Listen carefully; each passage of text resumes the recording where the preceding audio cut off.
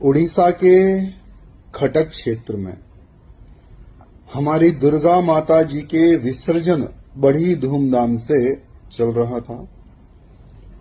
हमारी शोभा यात्रा पर, प्रतिमा पर अचानक से उस क्षेत्र के जिहादी मुसलमानों ने पथराव किया, हमला करने का प्रयत्न किया गया। हमारे हिंदुओं का मैं हृदय से धन्यवाद प्रकट करता हूं, पुलिस का धन्यवाद प्रकट करता हूं, जो आप लोगों ने अच्छा संगठन बताया है और उनको जिस प्रकार से जवाब देना है आप लोगों ने दिया है। लेकिन उड़ीसा के हिंदुओं से यह भी कहना चाहूंगा कि उड़ीसा हर जिले की हिंदुओं को, हर विधानसभा के हिंदुओं को संगठित होने की आवश्यकता है।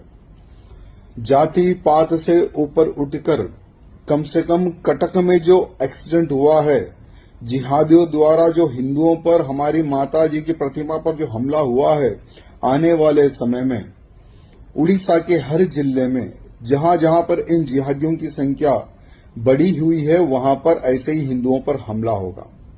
इसलिए मैं राजा सिंह विधायक तेलंगाना राज्य से उड़ीसा के सभी हिंदुओं से निवेदन करना चाहता हूं कि संगठित हो जाओ, किसी ना किसी हिंदू संस्था से जुड़ो, राष्ट्रीय स्वयंसेवक संघ हो या बजरंग दल हो या विश्व हिंदू परिषद हो, किसी ना किसी हिंदू संगठन से जुड़ो और संगठन का एक निर्माण करो।